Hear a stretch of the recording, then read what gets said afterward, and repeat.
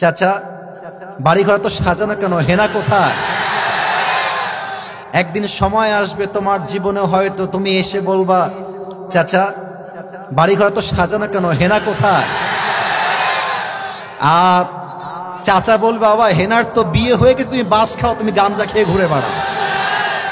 এটা আমি তোমাদেরকে মন প্রাণ থেকে বলছি, যুবক ভাইরা অলওয়েজ মাথায় রাখবা, পুরুষ মানুষ যতদিন টাকা কামাই করতে পারে সবার কাছে প্রিয় থাকে, আর যেই দিন টাকা কামাই বন্ধ হয়ে যায় আপন মানুষগুলো সব পর হয়ে যায়।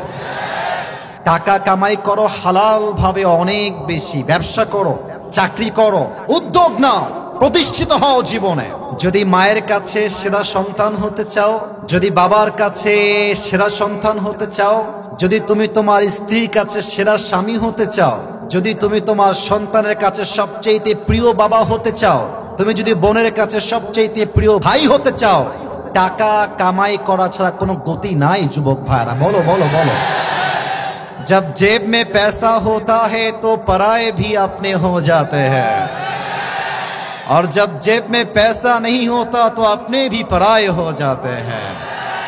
পকেট ভর্তি টাকা থাকলে ভালোবাসার মানুষের কোনো অভাব হয় না বাংলাদেশে, আর পকেট খালি হয়ে গেলে ঘরের আপন বউটাও পর হয়ে যায়।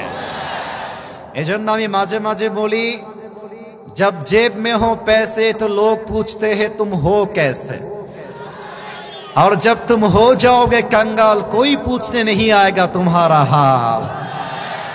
पॉकेट भर्ती टाका बोलबे हाउ आर यू, কেমন আছেন ভাইয়া আপনি, আর যখন পকেট খালি বলবে হু আর ইউ, তুমি কে, তোমাকে তো চিনতে পারছি না ভাই আমি।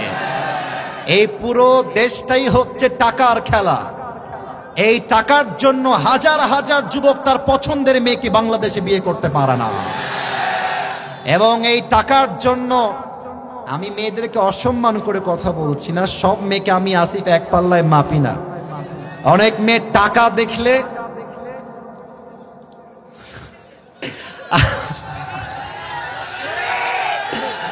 টাকা দেখলে আর সরকারি চাকরি দেখলে টাকলার সঙ্গে বিয়ের পিড়িতে বসে যায় না, এমন মেয়ে তো বাংলাদেশে নাই। আরে নাই, আরে নাই রে ভাই, থাকলে আল্লাহ হেদায়েত দান করুক, পড়েন সবাই আমিন। এজন্য আমি বলি, পকেট শূন্য থাকা অবস্থায় যে আমাকে হালাল ভাবে বিয়ে করতে চাইবে সেই তো আমার ভালোবাসা পাওয়ার যোগ্যতা রাখে, আর যে আমাকে